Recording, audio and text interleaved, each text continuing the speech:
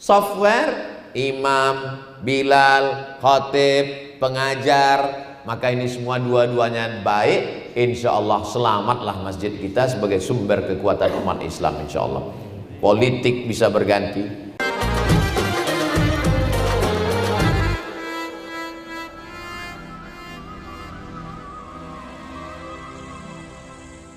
Bismillahirrahmanirrahim. Assalamualaikum warahmatullahi wabarakatuh. Alhamdulillahilladzi bi ni'matihi tatimmus shalihat.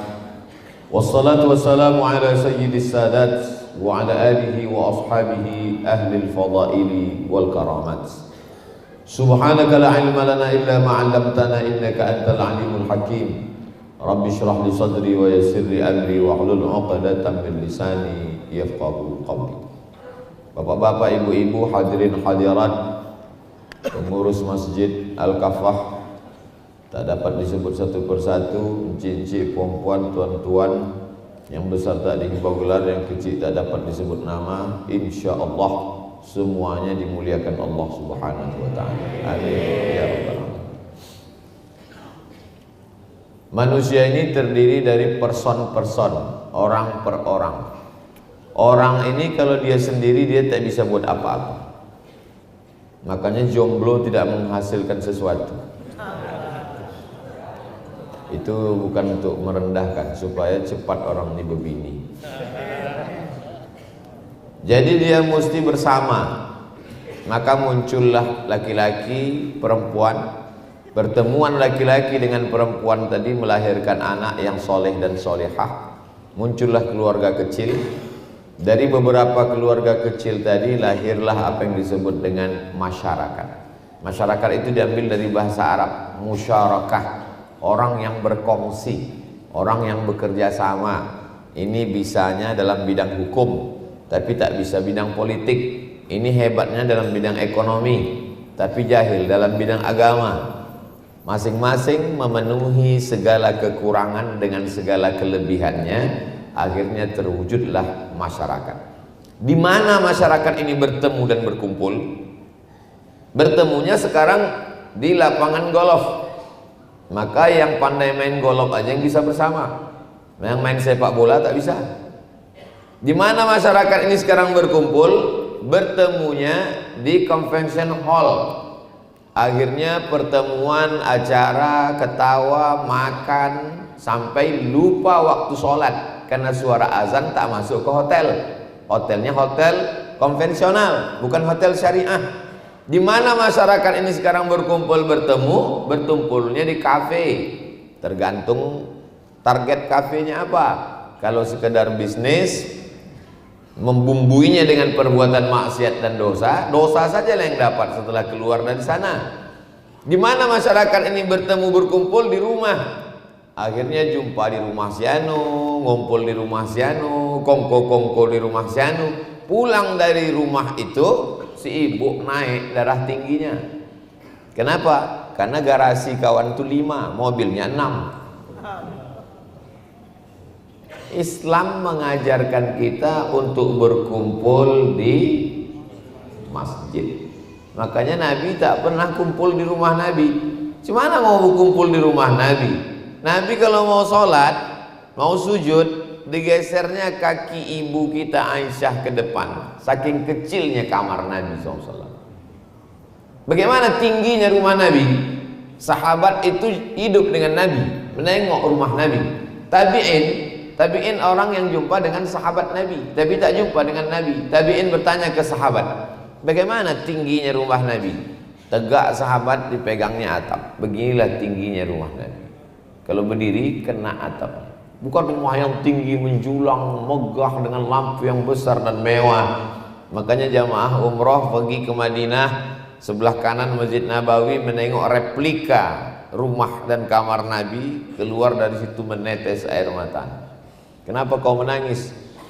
Nabi yang selama ini kita ucapkan salawat Allahumma salli ala sayyidina Muhammad wa ala ali sayyidina Muhammad, semua nabi-nabi jadi makmum waktu dia Isra dan Mi'raj. Nabi Ibrahim jadi makmum, Nabi Musa jadi makmum, Nabi Isa jadi makmum, Sayyidul Anbiya wal Mursalin. menengok kamarnya begitu sederhana, menengok tempat tidurnya. Kalau dia bangun berbekas kulitnya karena anyaman pelepah korma. Di mana Nabi berkumpul? Makanya kalau menghadap ke arah kiblat, di sebelah kiri ada tiang. Salah satu tiang itu bernama Ustuwanatul Wufud, tiang tamu. Kenapa disebut tiang tamu? Karena di bawah tiang itu Nabi duduk menyambut tamu-tamu. Di samping Ustuwanatul Wufud itu ada namanya Ustuwanatul Haris. Ustuwana artinya tiang, Haris artinya penjaga. Karena di situ Sayyidina Ali tegak menjaga, mengawal Nabi Muhammad sallallahu alaihi wasallam. Nabi menyambut tamu di mana? Di masjid. Kalau menyambut tamu di masjid, tak mungkin cakap tamu itu maksiat, dosa tak tentu arah. Tak mungkin cakapnya itu mungkar, tak mungkin cakapnya bohong, karena dia sedang beriktikaf di dalam rumah Allah Subhanahu wa taala. Kalau menyambut tamu di masjid, pastilah tamu itu dalam keadaan berwudu. Kenapa? Karena kalau dia masuk masjid, dia sholat sunat tahiyatul masjid duluan. Kalau tamu itu berada di dalam masjid, masuk waktu, pasti dia sholat on time, tepat waktu. Kenapa? Karena pasti Bilal mengumandangkan azan. Jadi kalau kita mau mengembalikan kejayaan Islam, maka kita mesti ketemu 5 kali sehari. Di mana kita jumpa? Masjid. Sekarang orang tak jumpa. Jumpa tiba-tiba dapat surat Yasin bergambar foto. Ini kawan kemana dia? Mati dah. La salam wala kalam. Dulu masih jumpa lagi, anak saya nikah, jumpa, itu menantu kau. Oh iya, mirip macam Pak Anu, memang keponakan dia, macam anak dia itu. Oh, zaman sekarang nikah, jumpa pun tak bisa bercerita. Mau bertanya, itu anak siapa? Apa? Itu anak siapa? Kenapa? Suara musik, bang, bang. La salam wala kalam. Datang foto balik. Tak ada lagi silaturahim. Zaman dulu masih sempat lagi datang, waktu zaman keyboard tunggal. Sekarang tak ada datang lagi. Main kirim ucapan aja. Si anu anaknya nikah, barakallahu lakuma wa baraka alaikuma wa jama'a bainakuma fi khair. Si anu anaknya lahir, barakallahu laka fil mawquf wa syakartal waqif wa rizqta birrahu wa balagha asyuddahu. Ustaz Samad tolong kirim ucapan anak akikah. Ustaz Samad tolong kirim ucapan nikah. Ustaz Samad tolong kirim ucapan mati. Ustaz Samad tolong kirim ucapan pindah rumah baru. Orangnya tak pernah jumpa. Mau dibawa kemana hubungan kita ini? Makanya kalau mau menguatkan ikatan hati, maka kita mesti kembali kepada sunnah Rasulullah Sallallahu Alaihi Wasallam. Bagaimana sunnahnya? Datang ke masjid sehari 5 kali. Assalamualaikum warahmatullahi. Assalamualaikum warahmatullahi. Oh, masih ada dia.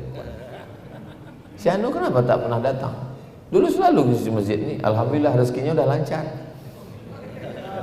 Rupanya kalau susah ke masjid, kalau senang tinggal masjid. Alhamdulillah. Masjid Al-Kaffah, betul. Al-Kaffah. Ya ayyuhalladzina amanu, hai orang yang percaya kepada Allah, percaya kepada Rasulullah sallallahu alaihi wasallam. Udkhulu fi silmi, masuk ke dalam Islam. Kaffah. Bahasa Arab. Kalau bahasa kitanya kabeh. Kabeh. Semuanya secara keseluruhan. Jangan masuk Islam itu cuma 3 saja. Lahir akikah, nikah walimah, mati takziah. Ikut jenenge ora kabeh. Kalau mau kafah secara keseluruhan, dari mulai tempat bertemu, berkumpul, berkenalannya di masjid. Alhamdulillah. Di mana kau kenal Ustaz Somad? Di masjid. Maka setiap ke masjid ini dia ingat, oh inilah Masjid Al-Kaffah pertama kali kami jumpa Ustaz Somad. Jangan sampai kita pertama kali jumpanya, ayah itu kawan ayah. Ya, di mana ayah pertama kali jumpa sama dia? Kami sama-sama mabuk dulu, sama tangkap Satpol PP. Siapa yang tak punya dosa? Siapa yang tak punya silap dan salah? Masa lalu kita tinggalkan, yang akan datang kita perbaiki. Setiap langkah kaki kita ke tempat maksiat dan dosa di masa lalu, kita tebus dengan memperbanyak langkah kaki ke masjid. Langkah yang pertama menghapus dosa, langkah yang kedua mengangkat derajat. Kalau dulu kaki ini dilangkahkan ke tempat maksiat, dosa, mabuk, khamar, sakau, narkoba, ganja, maka hari ini dilangkahkan ke kaki ke tempat yang paling mulia, permukaan bumi yang paling mulia, masjid. Itu makanya dalam mazhab Syafi'i yang paling afdal salat Idul Fitri dan salat Idul Adha di masjid. Mazhab yang lain mengatakan di tanah lapang. Tapi tidak ada benturan antara mazhab Syafi'i dengan mazhab yang lain. Mengapa di tempat lain itu, di mazhab lain tanah lapang? Karena ketika itu masjid kecil-kecil, maka kalau dibuat di masjid tak banyak jamaah yang bisa tertampung. Tapi zaman sekarang masjid besar, megah, mewah dan cantik. Maka kita mesti kembali ke masjid. Bercita-citalah umat ini jangan mati sebelum membangun masjid. Buat masjid atas nama ayah, buat masjid atas nama ibu, buat masjid atas nama istri, buat masjid atas nama suami, buat masjid atas nama siapapun. Tak boleh buat masjid atas nama orang, Pak Ustadz. Tengok Masjidil Haram, Masjid Nabawi, mana ada nama orang? Subhanalladzi asra bi'abdihi laila minal masjidil haram ilal masjidil aqsa. Makanya kalau jalan agak jauh-jauh sedikit, pikniknya kurang jauh. Coba kalau ke Mesir. Di Mesir, masjid yang tertua pertama kali dibuat oleh sahabat Nabi yang menjadi gubernur Mesir pada zaman Khalifah Amirul Mukminin Umar bin Khattab, namanya Amr bin As. Maka masjid yang tertua nama Masjid Afrika Utara, masjid pertama didirikan, itulah dia Masjid Amr bin As. Panjang umur, sehat badan, mudah-mudahan kita umroh bisa singgah ke Mesir. Ongkos tanggung masing-masing. Disitulah ada namanya masjid tua, Masjid Amr bin As, sahabat Nabi. Tak mungkin salah, karena kalau sahabat Nabi salah, mereka orang mulia, mereka orang salaf. Salaf artinya yang hidup 3 abad pertama. Khairul qurun qarni, sebaik-baik abad abadku. Tsummal ladzina yalunahum, 1 abad sesudah itu. Tsummal ladzina yalunahum, 1 abad sesudah itu. Jadi kalau disebut istilah salaf artinya 3 abad pertama. Jadi kalau ada orang sekarang mengatakan, kau jangan ngaji sama Ustadz Somad, kita ngajinya sama Ustadz Salaf, berarti dia ini bodoh. Mana ada orang salaf hidup sekarang? Salaf itu 300 tahun pertama zaman Nabi. Jadi yang dimaksud salaf sekarang itu adalah orang-orang yang mengikut kalangan salaf. Apakah kita ini mengikut salaf? Ya, salaf dulu sholat subuh berjamaah, kita ikut. Yang tak datang sholat subuh berjamaah itu namanya kalangan salaf. Sakit dia, gatal-gatal, tak bisa ke masjid. Saudaraku yang dimuliakan Allah Subhanahu wa taala, maka berawal dari membangun masjid. Nabi bertolak dari kota Makkah Al-Mukarramah hari Ahad malam Senin. Malam Senin, malam Selasa, malam Rabu, malam Kamis, malam Jumat, malam Sabtu, malam Ahad, malam Senin, hari Senin sampai dia di Quba. Sampai di Quba berdirilah satu masjid. Itulah dia Masjid Quba. Didirikan 4 hari 4 malam. Karena Nabi menginap di Quba 4 malam. Malam Selasa, malam Rabu, malam Kamis, malam Jumat berdiri satu masjid, Masjid Quba. Mudah-mudahan kita bisa membangun masjid 4 hari 4 malam. Mana bisa Pak Ustadz? Pakai jin lah. Apa tak bisa? Begitu hebatnya. Ini masjid cantik, besar, megah, mewah, luar biasa. Ibu-ibu jangan menyandar ke kaca. Bukan kata saya, kata protokol tadi. Terus terang ibu, kami menengok ke atas nih macam nengok akuarium sekarang.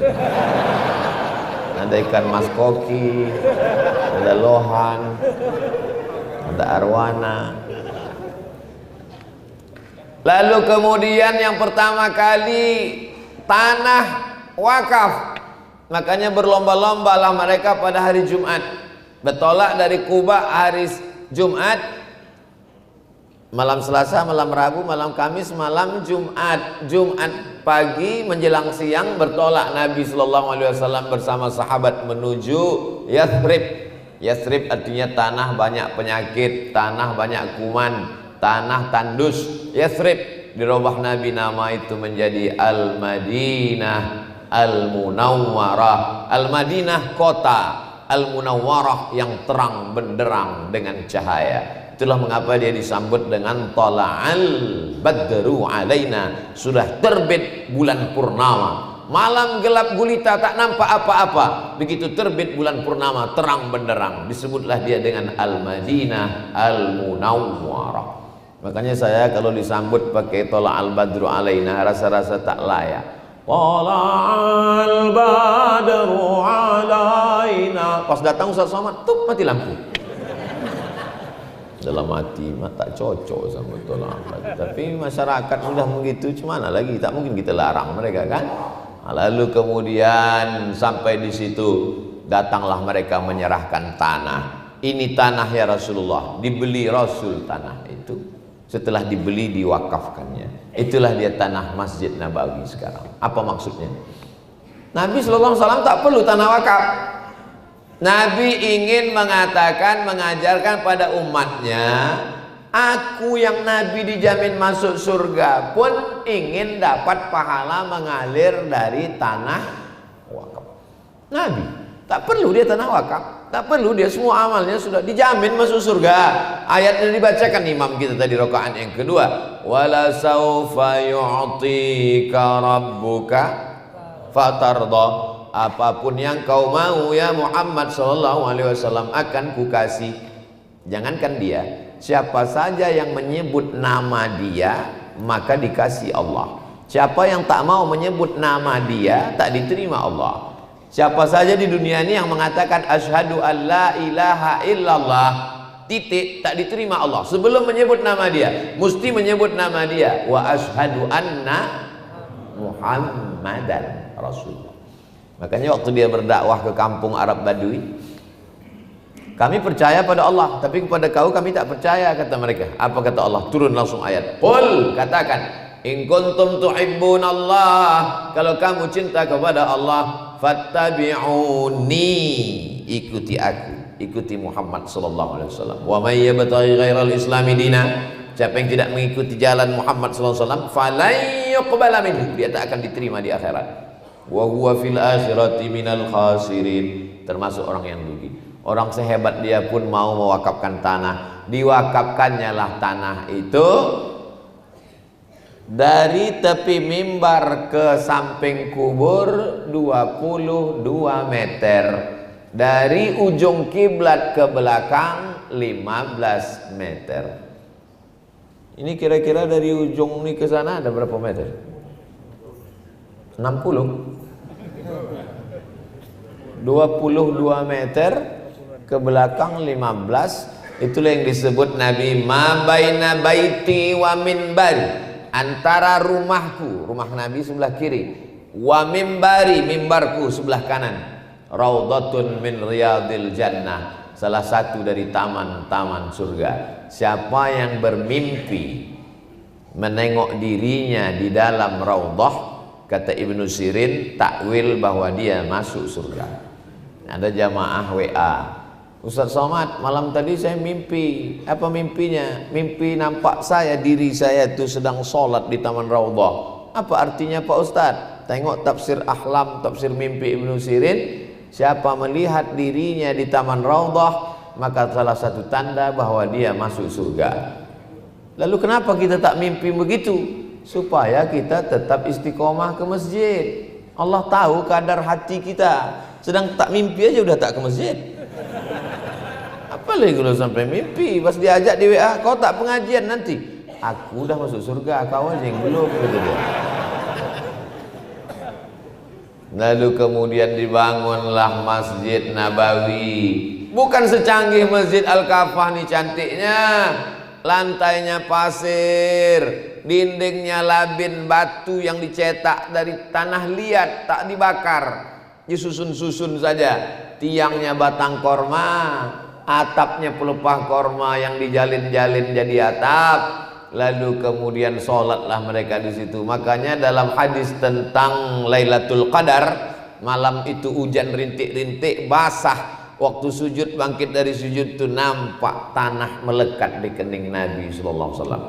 Makanya dalam hadis dikatakan man la'ibal hasa faqad lagha. Siapa yang main-main batu waktu khutbah di atas mimbar, maka sia-sia Jumatnya. Orang yang tak ngerti, kok main-main batu?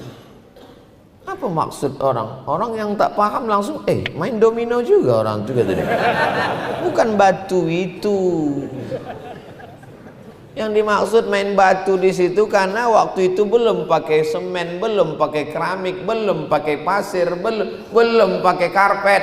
Lantainya itu pasir. Jadi waktu mereka sholat itu di atas pasir itu ada batu. Asik main-main batu. Kata Nabi, man la'ibal khassa faqad lagha. Siapa yang asik main batu sampai tak mendengarkan khutbah, maka sia-sialah khutbahnya. Sekarang orang tak main batu, main handphone. Berapi-api Ustaz khutbah. Dia asik main handphone. Di fotonya pula Ustaz tuh. Langsung update. Lama kali khutbahnya. Datang kawan di sebelah lain pula. Begitu khatib naik, dia pun langsung tertunduk. Begitu selesai khatib, barakallahu li wa lakum fil Qur'anil azim wa nafa'ani wa iyyakum bima fihi minal ayati wa dzikril hakim. Langsung tuh bangun. Berbisik pula tuh. Pendek kali khutbah. Berjumpalah dua orang sama-sama error di masjid itu. Terus ditanya, apa isi khutbah itu tadi? Takutlah kepada Allah. Memang itulah rukun khutbah. Tapi syukur jugalah ngasih sembahyang yang dua orang. Yang lain itu tak sembahyang sama sekali. Betul kan? Apa pula betul? Kalau menengok masalah urusan dunia memang betul nengok ke bawah, tapi kalau masalah urusan akhirat ditengok ke atas. Orang yang paling istiqamah, orang yang paling khusyuk, orang yang paling tawadhu, orang yang paling dekat kepada Allah Subhanahu wa taala. Begitu cara standar dalam iman dan ibadah. Mudah-mudahan kita diberikan Allah istiqamah. Tanah ini diwakafkan. Zaman dulu mewakafkan tanah cukup dengan akad. Aku wakafkan tanahku ini 2 hektar untuk pembangunan masjid beserta komplek pendidikan tunai. Datanglah yang menerima wakaf, namanya nazir, pengelola wakaf. Aku terima, sah. Rukunnya 4. Yang pertama orang berwakaf, yang kedua menerima wakaf, yang ketiga tanah yang diwakafkan, yang keempat ada ijab dan kabul. Akhirnya diwakafkanlah. Hari berganti musim berubah. Dulu tanah itu murah, sekarang rupanya dibangun mall, kondominium, ada gedung tinggi menjulang, strategis. Harga tanah melambung semeter 10 juta. Kalau 10 juta semeter, 1 hektar berapa itu? Banyak lah pokoknya. Lalu kemudian atuknya mewakafkan tanah, cucunya menjual tanah. Untuk menghindari itu akhirnya pemerintah Republik Indonesia mengeluarkan undang-undang wakaf. Maka semua tanah wakaf mesti dicatatkan ke kantor urusan agama kecamatan. Yang bertindak sebagai camat wakaf itu Pak Kua. Maka yang belum mengurus segera urus ke kantor KUA terdekat. Ini saya kasih tahu penting, mana tahu beberapa hari ini bapak tuh ke kantor KUA, ibu jangan marah. Abang mau kemana nih bang? Ke kantor KUA. Apa? Mereka ini mengurus tanah wakaf, bukan menambah. Bukan menambah tanah wakaf maksudnya, mengurus tanah wakaf nih. Masuk jam 8, jam 10, jam 11 keluarlah surat. Nama suratnya Akta Ikrar Wakaf. Jadi yang berwakaf dan yang menerima wakaf bertemu di kantor KUA, disaksikan Pak KUA, akad langsung di situ. Ustadz kok tahu? Saya sudah mengurus bersama kawan saya Akta Ikrar Wakaf. Keluar surat Akta Ikrar Wakaf. Kalau sudah ada itu, cucu-cucu anak menantu yang tadi resek menengok tanah wakaf datuk nenek moyang tadi tak akan berani. Kalau berani juga Pak Kapolres sudah siap menangkap. Ambillah tanah datuk kalian, biar tangkapnya kalian. Surat dari Pak KUA tadi dibawa ke BPN, Badan Pertanahan Nasional. Maka keluarlah di dalam surat tanah itu, tak ada nama atuk, tak ada nama nenek, tak ada nama ayah, tak ada nama mak, tak bisa diwariskan. Maka keluarlah dia pemilik. Kata Pak Kanwil, Ustadz Somad, coba Ustadz tengok nih, kata Pak Kanwil, saya sebut ceramah di Kanwil, tunjukkannya. Nah, ini contoh suratnya itu Pak Ustadz. Pemilik tanah, tidak lagi nama orang, tidak lagi nama person, tapi sudah nama lebih baik kalau dia dalam bentuk yayasan yang didaftarkan ke Menkumham, terdiri dari 5 orang: pembina, pengawas, ketua, sekretaris, bendahara. Yang 5 orang ini pilih orang yang amanah, yang jujur, yang baik, jangan yang ular piton. Dililitnya yayasan itu habis ditelannya bulan-bulan. Lalu kemudian mereka inilah nanti kalau ada bantuan dari dinas sosial bisa diajukan, karena orang dinas sosial tidak mau mengirim ke rekening pribadi. Minta rekening, kasih rekening ketua, mana tahu, mana mau dia menerima. Dikirim sekretaris, dia tak mau menerima. Ini rekening pribadi, mesti rekening yayasan. Maka kalau ada orang mengatakan masjid tidak boleh di bawah yayasan, dulu mana ada yayasan zaman Nabi? Yayasan ini bid'ah, wa kullu bid'atin dhalalah. Bakarlah KTP sama paspor kau. Ini kan negara hukum. Yang paling tinggi itu masjid. Tapi masjid mesti ada payung hukumnya. Kalau tidak, bagaimana mendaftarkannya?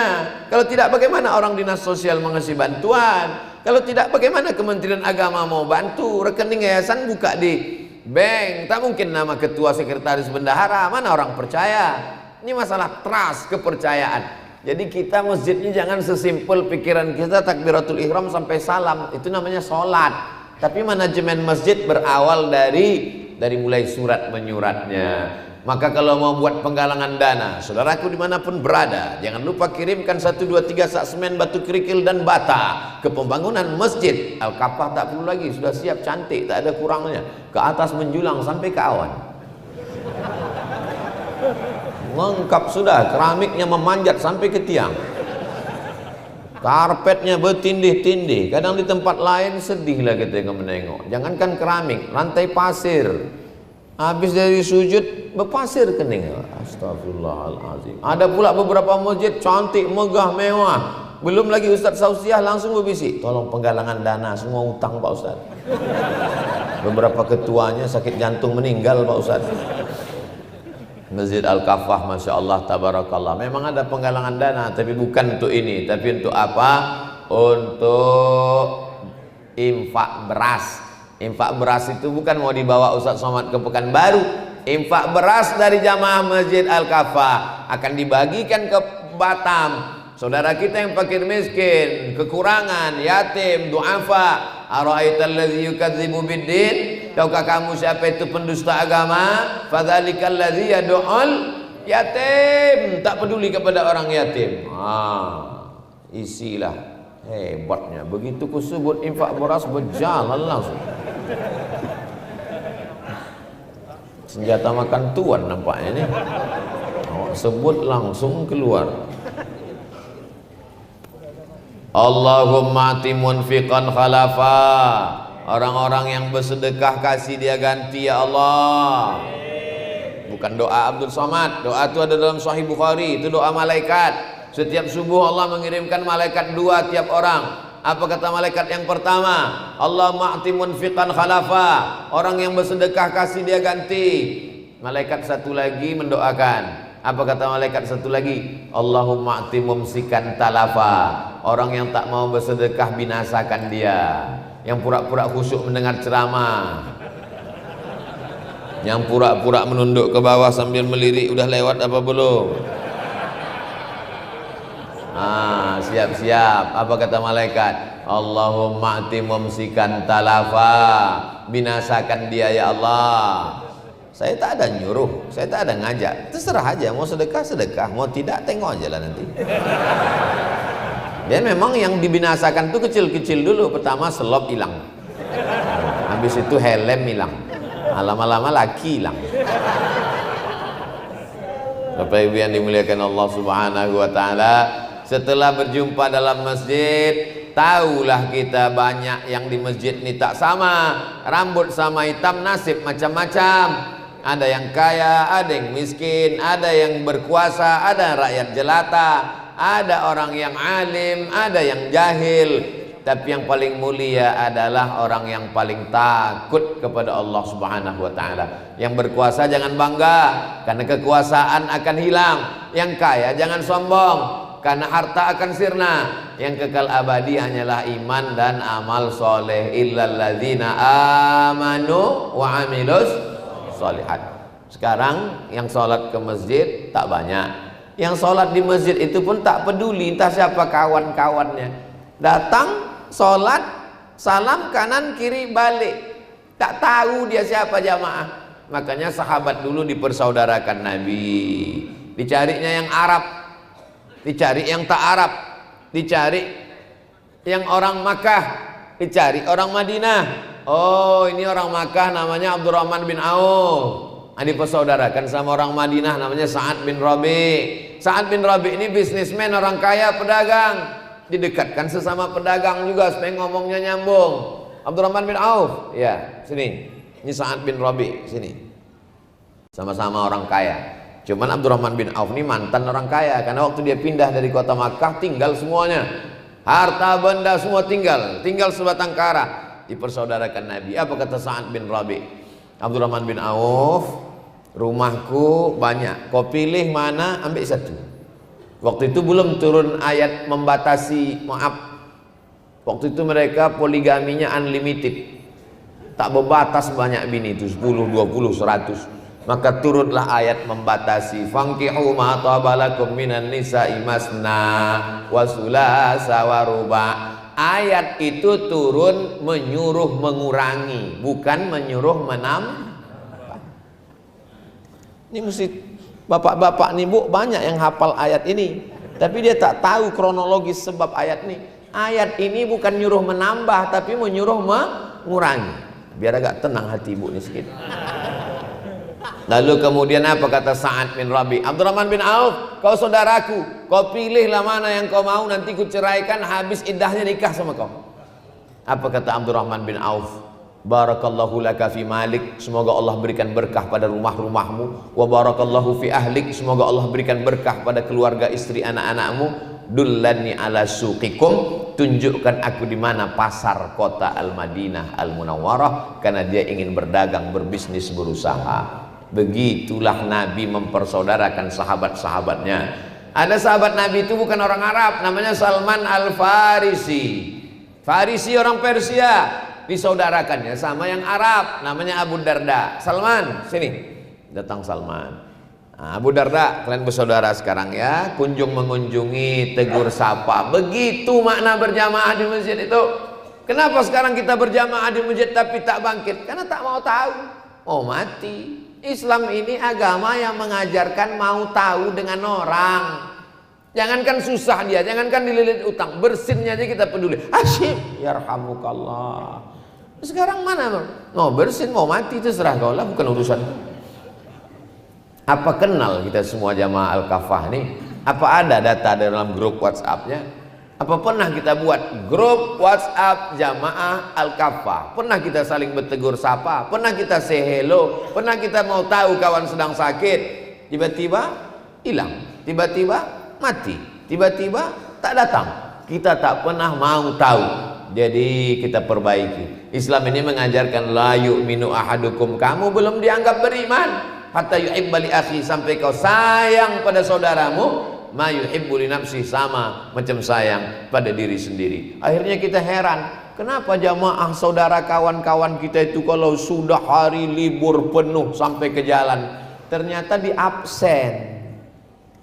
Ada setorannya 10% dari gaji, store ke masjid, store ke tempat ibadah. Kalau tidak nanti jenazahnya tidak diurus.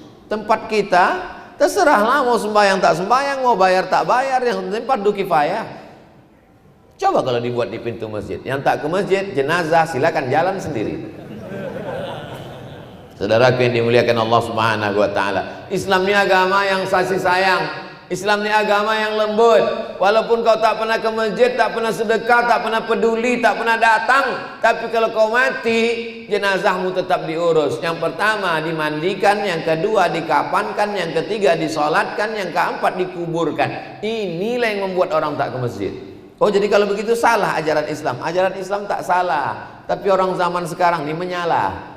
Maka kita nasihatkan sama dia bahwa engkau datang ke masjid Masjid tidak ada urusan, masjid tidak pernah perlu pada jamaah. Kitalah yang perlu kepada masjid, karena setiap tempat yang kita pijak, setiap tempat yang kita sujud bekas kening, ini akan bersaksi nanti di hadapan Allah Subhanahu wa taala. Pada akhirnya kan kita yang perlu masjid. Jamaah yang tombong, yang angkuh, tak pernah mau tahu dengan masjid.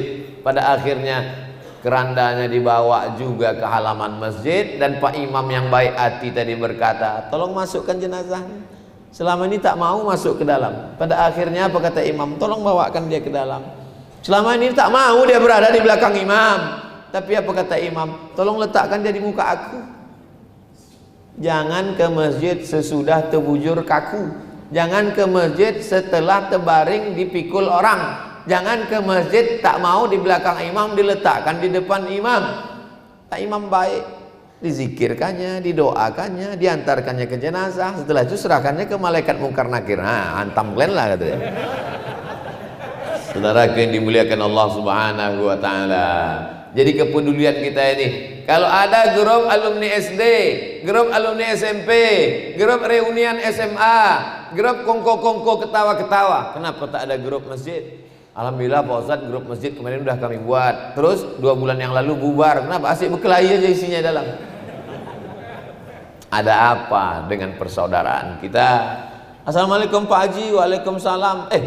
Kalau tak salah saya ke masjid ini dulu. Iya Pak Ustadz. Pak apa dulu yang bawa saya kemari ya? Oh Pak Anu Pak Ustadz. Mana Bapak tuh sekarang? Sejak tak terpilih jadi ketua tak pernah datang lagi Pak Ustadz. Apa ini? Ketua partai bisa akrab, ketua osmas bisa berjalan bersama. Kenapa pula ketua masjid tak datang-datang lagi ke masjid Merajuk? Buat masjid baru pula tuh. Jadi memang masjid ini punya Allah. Wa annal masajida lillah. Masjid ini punya Allah. Tapi pengurusnya mengurus dari mulai keran airnya, listriknya, kebersihannya mesti ada. Masjid ini Masya Allah tabarakallah. Saya terus terang, kulit saya ini tipis, tak tahan terlalu dingin. Masuk tadi ke masjid ini rasa masuk pesawat. AC di mana-mana. Bagus sekali masjid ini. Kadang di tempat lain tak terdengar suara ustaz itu, saking banyaknya kipas angin. Tapi di sini tak terlalu ada, tak ada malah kipasnya, AC-nya mantap luar biasa. Kalau bisa beginilah semua masjid di Indonesia, apa tak tenang kita ceramah? Tenang kita ceramah. Tapi apa mau dikata? Masjid ini tak sama nasibnya, macam-macam. Bangga pengurus masjid hari Jumat. Dengan ini kita umumkan bahwa kas masjid kita hari ini 500 juta, 500 miliar, sambil mendongakkan telinga, hidung ke atas. Sementara masjid di sebelah mengumumkan pula, masjid kita Bapak Ibu hari ini terutang 300 juta. Kurus-kurus lah pengurus itu semuanya. Masjid yang banyak kas tadi, tangannya kalau berdoa di atas paha. Masjidnya banyak utang tadi, ketua sama sekretaris bendahara. Ya Allah, apa ini? Padahal ini semua milik umat. Tidak ada masjid dikapling-kapling. Mestinya masjid punya masjid binaan. Masjid besar, masjid mewah, masjid megah punya masjid binaan yang berada di bawah atap payung masjid. Karena umat ini satu. Hazihi ummatukum ummatan wahidah. Tuhannya satu, qul huwallahu ahad. Nabinya satu, asyhadu anna Muhammadan Rasulullah. Kiblatnya satu, fawalli wajhaka syatral masjidil haram. Kenapa hati kita terbagi-bagi? Kenapa kita tidak bersatu? Memahami pemahaman yang benar tentang pengurus masjid. Tapi jangan gara-gara saya bilang masjid ini punya Allah, lalu masyarakat seenaknya saja tidur pula di masjid. Pas ditanya, kenapa kau tidur di masjid? Kenapa kau? Masjid punya Allah. Masjid ini punya Allah, tapi mesti ada aturan-aturannya.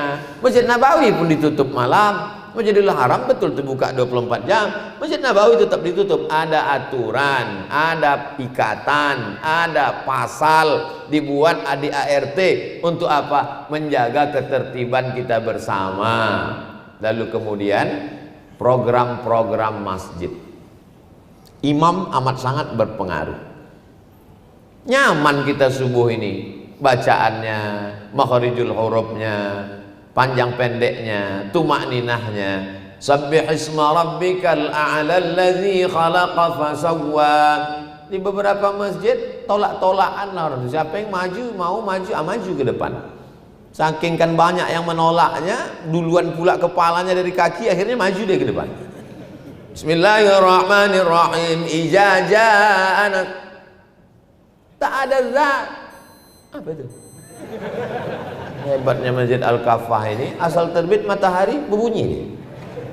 Itu tadi tanda bahwa matahari sudah terbit. Kalau terbit matahari itu tidak boleh sholat, karena waktu terbit matahari itu disitulah mereka menyembah Lata, Uzza, Manat, Hubal, Jibti, Taghut, Naham, Tuhan-Tuhan berhala orang kafir musyrik. Begitu terbit matahari, mereka pakai untuk menyembah Tuhan. Apa pelajarannya? Bahwa orang musyrik jahiliyah bangun pagi. Jadi kalau ada orang Islam sekarang bangun jam 8, kata Abu Jahal, parah kau lagi dari aku, kata dia.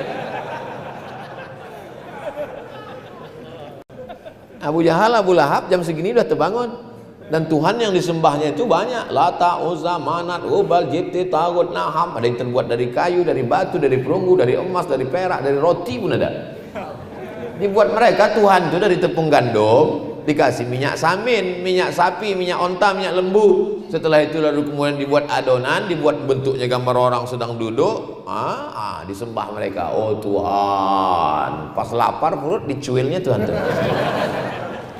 Maka disebut mereka jahiliyah. Jahil itu bukan bodoh artinya. Mana pula bodoh? Mereka itu ekspor impor, eksportir importir. Mereka itu bisnismen. Mengapa disebut jahil? Karena dalam masalah Tuhan dia jahil. Sama macam sekarang. Ustaz Somad, masih ada orang jahiliyah sekarang? Ada. Profesor, doktor, jenderal, penguasa, orang kaya, tapi percaya sama dukun. Kan bongak aja. Bodoh, dibodoh-bodohi dukun. Ketahuan semuanya. Mau ngamuk dukun-dukun. Kalau memang betul dukun itu bisa menyantet, kenapa lapor polisi? Apa tak santet aja, bantai aja semua? Nampak betul bodoh. La ilaha illallah Muhammad Rasulullah. Jahil, jahil. Ini ustaznya emosi atau marah? Agak lapar sedikit. Nah, jadi ini manusia sekarang, zaman dulu kan tak ada jam.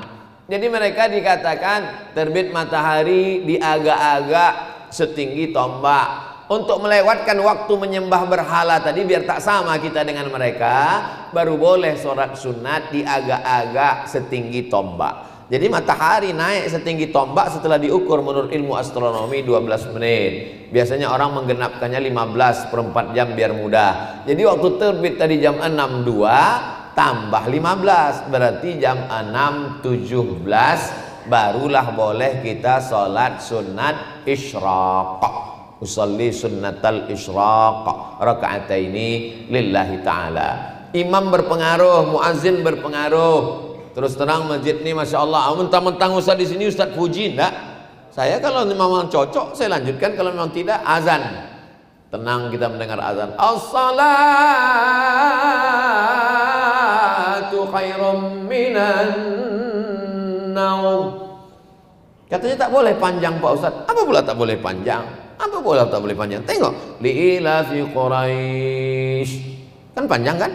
Ilafihim rihlatash shita'i was-sayf. Falyabudu rabb hadzal bait alladzi at'amahum min ju' wa amanahum min khauf. Itu dalil naum itu boleh panjang. Karena khauf dengan naum sama. Tapi ada yang mengatakan tak boleh panjang. Bukan tak boleh panjang, lagunya jangan terlalu slow. As-salatu khairum minan naum. Kawan tuh udah mau bangkit tadi mendengar. Tapi kalau yang muazin itu diangkat babinsa sama babin kamtip mas, barulah sedap. As-salatu khairum minan naum. Anak-anak muda nih dikasih kesempatan azan. Kenapa Ustaz tak maju tadi jadi imam? Siapapun yang datang ke Masjid Al-Kafah, walaupun jubahnya 3 lapis, walaupun pakai baju kebesaran karena ukurannya XL, tidak boleh maju ke depan walaupun jenggotnya bercabang. Kalau tidak izin imam ratib, imam tetap. Siapa yang paling layak jadi imam di kota Batam ini? Yang paling layak jadi imam Pak Rudi, pemimpin ulil amri. Lalu kemudian pemimpin mengangkat namanya imam ratib Masjidil Haram, diangkatlah Syekh Abdurrahman Sudais, Syekh Su'ud Asyuraim diangkat oleh Sultan. Lalu kemudian imam ratib itu yang maju ke depan. Walaupun Grand Syekh Al-Azhar Kairo, walaupun ulama besar dari Yaman, dia tak layak maju ke depan. Imam ratib ini mesti kita amalkan begini. Karena dulu pernah di Pekanbaru, imam ratib ini tak pede. Kebetulan acara pertemuan imam-imam sedunia di Pekanbaru. Begitu datang imam dari Palestina, imam lokal ini langsung ciut. Majulah imam dari Palestina ini, dibuatnya zuhur 2 rakaat. Dia musafir. Zuhur 2 rakaat. Assalamualaikum warahmatullahi. Assalamualaikum warahmatullahi. Jamaah bingung. Yang satu salam, yang satu udah salam sambung lagi. Yang satu selesai sholat, kebetulan jadwal saya waktu itu Rabu zuhur, selesai sholat bertanya, habis mereka datang, gimana zuhur kita tadi Pak Ustaz? Nah itulah gara-gara imam ratib tak mau maju ke depan. Tapi di masjid kita imam ratib maju. Ustaz tak dipersilakan tadi, persilakan, saya dikasih mikrofon untuk saya, tapi saya bilang, kata saya, mau begitu. Ini imam ada, Bilal ada, khotibnya ada, lengkap. Tapi tak cukup hanya pengajian khutbah saja dipadakan seminggu sekali, tak cukup, mesti ada pengajian. Jangan lagi tablik akbar pengajian tak tentu arah. Sebulan sekali tablik akbar, mantap. Malam Ahad dibuat tablik akbar supaya anak muda jangan pergi keluyuran tak tentu arah, mantap. Apalagi ini kota Batam cantik indah luar biasa, tempat nongkrong banyak, koko-koko kafe. Buat pengajian tablik akbar malam Ahad, Sabtu malam Ahad, supaya tak ada alasan anak muda pacaran. Assalamualaikum sayang. Waalaikumsalam. Jadi kita jalan nanti malam, tak ada jalan-jalan lagi, pengajian di Al-Kafah. Jadi hubungan kita gimana? Kuputuskan kau, kupinang kau dengan bismillah. Begitu dia, jangan main putus-putus saja. Jangan kau sia-siakan anak orang. Nanti dibawa bapaknya ke rumah sakit, detektor logam, rupanya cap jempol semua di badannya. Lalu kemudian buat pengajian tuh baca kitab macam Masjid Al-Kafah nih, bukan sekedar ngaji ngomong tak tentu arah, baca kitab. Apa nama kitabnya? Bulughul Maram. Kitab ini ditulis oleh Al-Hafiz Ibnu Hajar Al-Asqalani, imam dalam mazhab Syafi'i yang mensyarah Sahih Al-Bukhari. Kami belajar Bulughul Maram ini dulu di madrasah sanawiyah di pondok pesantren, dikaji sekarang. Kalau tak paham isi Bulughul Maram, datang Imam Son'ani mensyarahnya. Nama kitabnya Subulus Salam, Syarah Bulughul Maram. Masjid-masjid yang lain tolong ikut. 3 pengajian wajib paling tidak sepekan. Pertama akidah, akidahnya mesti ahlus sunnah wal jamaah. Yang kedua fikih, fikihnya mesti bermazhab Syafi'i dengan tetap menghormati mazhab Hanafi, Maliki dan Hambali. Ketiga tasawuf, biasanya dibaca kitab akhlak tasawuf, Ihya Ulumuddin. Tak sanggup Ihya Ulumuddin terlalu besar 4 jilid, maka dibacalah Mau'izatul Mu'minin min Ihya Ulumuddin, ringkasan yang ditulis Syekh Jamaluddin Al-Qasimi. Terserah kitab apapun mau dibaca. Akidah, fikih, akhlak, barulah kajian tafsir. Pilih tafsir paling simpel, pendek, singkat, Jalalain. Hadis paling sikit, Arba'in. Khatam Arba'in, Riyadus Shalihin. Khatam Riyadus Shalihin, Al-Azkar. Terserah kitab apa mau dipakai. Sahih Bukhari Pak Ustadz 7.275 hadis, 2 gendangnya. Kalau tak kitab tuh khatam, kau khatam. Nah, Bulughul Maram. Hadiri dan ikuti majelis ilmu kajian muslimah. dengan ijazah sanad riwayat bersambung kepada penyusun kitab. Jadi dari ustadz yang mengajar bersanad bersilsilah sampai kepada Imam Al-Hafiz Ibnu Hajar Al-Asqalani. Beruntung betuah ibu-ibu, kajian bapak-bapak dibuat pula sama, khusus anak muda. Kadang saya tanya juga anak muda nih, kenapa lah kalian tak mau ke masjid? Kami ini Pak Ustadz mau ke masjid, cuma beberapa kawan kami yang ke masjid meninggal. Sebetulnya itu tak ada hubung kait, kebetulan aja anak muda itu meninggal. Cuman pengurus ini pula tak mengerti perasaan anak muda. Sudahlah banyak anak muda meninggal, diletakkan pula lah keranda jenazah di depan pintu. Ada di beberapa masjid saya tengok gitu, masuk kita nampung kan masjid horor gitu. Masjid apa tuh? Tak ingat anak muda tuh masjid Al-Ikhlas, masjid Al-Kafah, masjid apa? Masjid horor itu katanya. Letakkanlah agak di belakang. Kenapa kalian anak muda ini tak mau ke masjid? Kami ini Pak Ustadz mau ke masjid. Tolonglah ceritakan tentang bahaya narkoba, negatifnya pacaran, bagaimana cepat sukses tadi, bagaimana trik bisa paham bahasa Arab dan Inggris. Itu yang kami inginkan. Ini kami sudah datang rame-rame, tiba-tiba Ustadz itu ceramah. Pengajian kita malam ini judulnya adalah malam pertama di alam barzah. Itu bukan tak penting Pak Ustadz, kami maunya dialog. Oleh sebab itu khususkan satu malam khusus untuk anak-anak muda. Yang tua boleh datang karena orang tua juga punya anak muda. Tampilkan di situ psikolog, dialog dengan bapak polisi, dialog dengan Badan Narkotika Nasional, atau di panel antara tiga, ada dari BNN, ada dari Ustadz, ada dari kepolisian, ada dari Babinsa, ada dari Babin Kamtipmas. Mungkin nanti ada anak-anak dibuat pembawa acaranya anak muda, pembaca Qur'annya anak muda, protokolnya anak muda, MC hostnya anak muda. Nah, ini membangkitkan semangat anak muda. Untuk ibu-ibu ada, untuk anak muda ada, untuk bapak-bapak ada.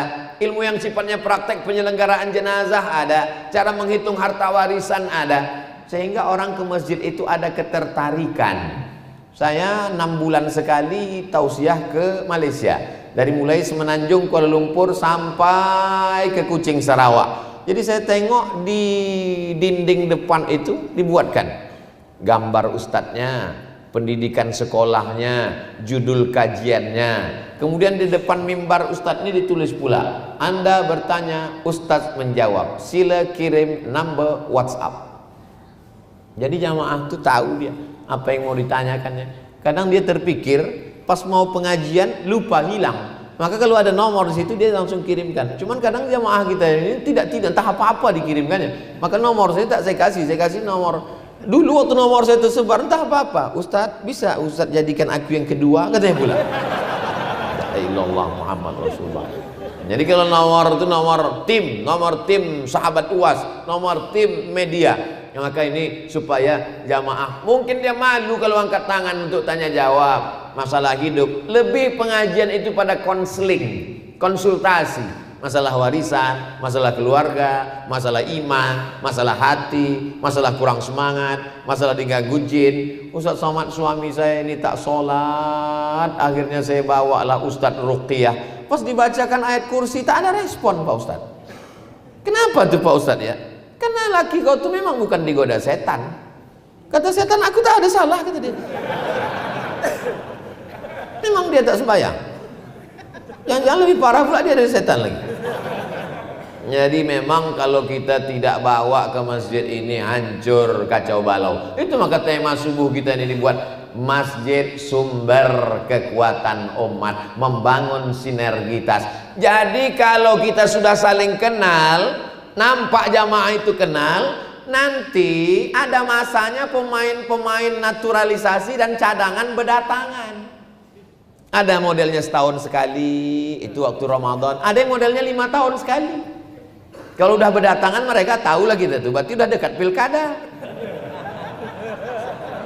Jadi jamaah ini tidak tertipu, tak terpukau, paham dia. Mulailah sebelum Ustadz tampil kita dengarkan dulu sepatah dua patah kata, lalu berdirilah pemain naturalisasi dengan pemain cadangan tadi. Jamaah udah senyum aja semua. Berjanjilah mau perbaiki atap, mau memberikan AC, mau apa. Jamaah itu udah senyum-senyum aja. Mereka kan punya grup, kirim-kiriman lah mereka. Mantap. Apa kata dia? Ambil uangnya, jangan coblos orangnya. Kalau masjid sudah punya kekuatan basic keilmuan, tidak akan mudah pembelian suara-suara. Kenapa? Karena mereka sudah punya pilihan. Apapun dijanjikan, mereka tak terpukau. Kenapa? Karena mereka punya keyakinan, keilmuan, persaudaraan. Ini masjid-masjid ini mesti, saudaraku yang ada di Batam, di Kepulauan Riau, kalau kalian jalan-jalan dimanapun berada, dari Sabang sampai Papua, jalan-jalan kalian ke Batam, salah satu masjid yang saya rekomendasikan untuk dikunjungi, datang ke Masjid Al-Kahfah. Karena saya sudah menengok bangunannya. Kadang saya berceramah di beberapa masjid itu, asiklah habis tisu mengelap keringat. Masjid Al-Kahfah ini adem, ayem, tentram, tenang. Kadang-kadang terasa betul lamalah di masjid itu. Kenapa? Suara kita keluar habis, tapi mikrofon tuh mengisap suara. Ada model mikrofon tuh mengisap suara. Kadang suara kita bersih, keluarnya serak-serak becek. Tapi di Masjid Al-Kahfah, saya dipesankan oleh Ketua DKM, Ketua DMI, Dewan Masjid Indonesia, kata Pak JK, Ustadz tolong juga sampaikan ke masjid-masjid, perbaiki mikrofon, karena 80% peran masjid ada pada mikrofon. Imam pakai mikrofon, muazin pakai mikrofon, khutbah Jumat mikrofon, pengajian mikrofon. Bayangkan orang yang tak pernah ke masjidnya cuma seminggu sekali, di khutbah Jumat itulah dia cuma mendengar tausiah, itu pun tak terdengar. Allah, takwa, neraka, mati. Apa yang mau diharapkan? Jadi perbaiki ini. Ada pula kadang masjid itu mikrofonnya bagus, tapi begitu kita masuk ke dalam, macam tepi jalan tiang listrik kabel bersangkut-sangkut, macam jemuran. Tapi Masjid Al-Kahfah tengok, macam wireless semuanya. Jadi ada seninya, ada ini cantik, bagus semua. Dan kota Batam menunjukkan Batam ini kota yang aman, damai. Kenapa? Karena tak ada jerjak besi, tak ada jeruji besi. Kadang-kadang kita ceramah di masjid rasa-rasa di LP berceramah, besi kemana-mana. Ini jadi memang ini estetika, keindahan. Innallaha jamil, Allah itu maha indah. Yuhibbul jamal, dia suka pada keindahan. Perempuan letakkan di atas. Supaya apa? Membantah orang yang mengatakan Islam itu diskriminatif, merendahkan perempuan. Perempuan di Batam dimuliakan, letakkan di atas. Manfaatnya apa pula? Supaya tak bercampur antara sop laki-laki dan perempuan. Ini kadang anak-anak muda ini kalau bercampur, dia tak mau ke depan, asik ke belakang.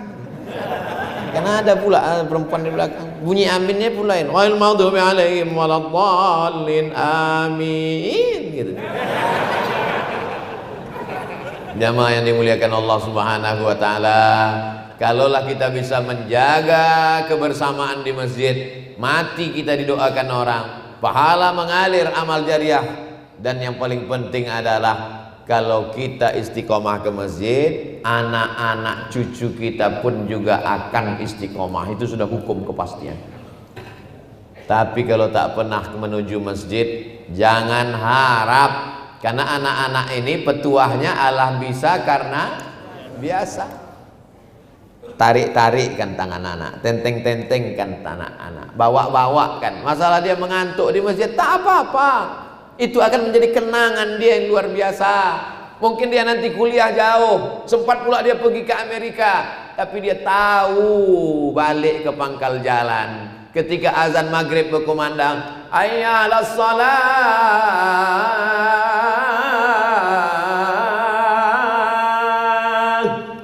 disitulah saya Pak Ustadz sedang duduk di atas pentas musik mau show.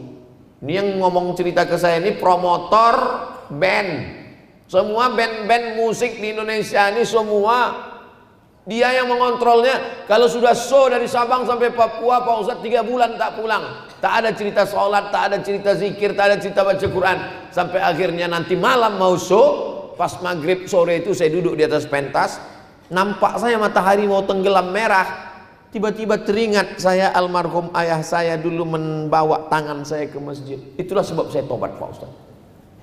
Betapa kenangan masa kecil itu, memori itu berbalik dia. Ini anak-anak yang dibawa hari ini, tengok banyak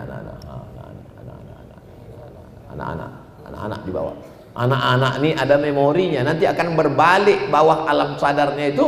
dia yang akan membawa anak dia pula nanti 20 tahun akan datang. Beberapa hari lalu saya dikirim video anak-anak ini ribut di belakang, entah silap bapak itu naik darah tingginya disipakkannya anak itu 3 sop ke belakang.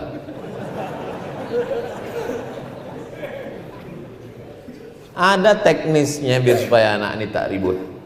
Ini saya ambil dari Masjid Agung An-Nur Pekanbaru. Anak-anak itu dibariskan tersusop di belakang, tidak ada yang ribut. Saya heran, kenapa anak ini tak ribut? Selesai sholat, saya ke belakang. Rupanya ada satu dibuat petugas membawa rotan panjang. Pakai jubah warna hijau, pakai tanda pengenal jubah.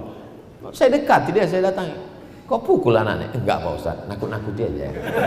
Nah, kalau dibiarkan anak itu di belakang, itu yang naik darah tinggi. Aku kalau begini tak tahan aku Pak Ustaz, naik rasanya menggelegak mendidih di atas. Kalau di Masjid Al-Kafah masih ada anak-anak, insya Allah 2052 masih ada masjid. Tapi kalau di masjid itu sudah tak ada lagi anak-anak, sunyi, sepi, orang-orang yang diikuti malaikat maut aja. Alamat kapal akan tenggelam. Jangan larang anak-anak ke masjid, tinggal lagi kita buatkan teknisnya aja. Pak Ustadz saya risau bapak ini diletakkannya pula anak di celah saya nih. Kata Syekh Atiyah Sokor dari Al-Azhar, bagusnya anak itu di belakang. Tapi anak kan tidak memutus sop. Anak itu tidak memutus sop syaratnya 2. Yang pertama, ujung senapan udah berpotong. Karena kalau tidak ada najis di situ. Yang kedua, anak ini toharohnya, bersucinya, tumak ninahnya udah sempurna. Kadang ada anak-anak ini belum bersunat, lalu pula wuduknya tak sempurna, dihidupkannya keran sipak-sipaknya aja air. Diambilnya air basah sikit udah. Nah, itu tak baik. Dan tak mungkin pula kita angkat satu Satpol PP di pintu untuk nengok. Ah, ini udah potong ke depan. Ah, ini belum potong belakang, kan payah. Nah, jadi untuk meninggalkan khilaf itu, anak-anak jangan bawa, itu tak bijak juga. Dibuatkan satu sop di belakang, buat satu petugas. Lalu petugas ini tak bisa lah ikut sholat Pak Ustaz. Tengoklah Masjidil Haram.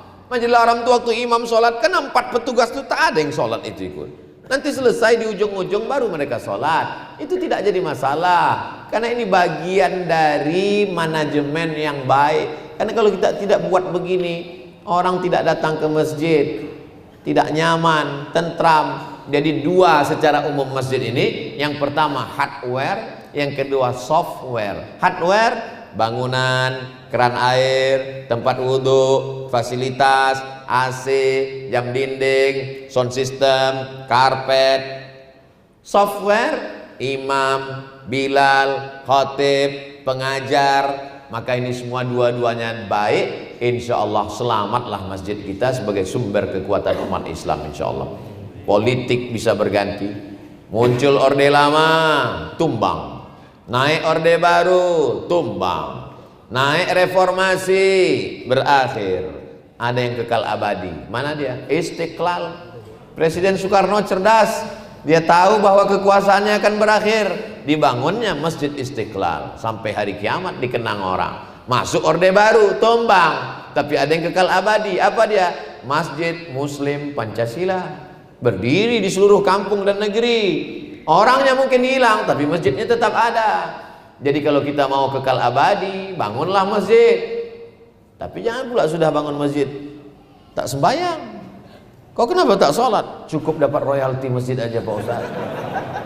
Saudaraku yang dimuliakan Allah Subhanahu wa taala, itulah kajian kita pada subuh yang penuh dengan barakah ini. Mudah-mudahan kita termasuk orang yang istiqomah sholat berjamaah. Kita jadikan masjid ini sebagai kekuatan umat. Masjid tidak ada kepentingan politik, ekonomi dan pribadi. Masjid adalah membuat kita menjadi khusyuk dan tawadhu. Anak suami istri ke masjid menjadi keluarga sakinah mawaddah warahmah.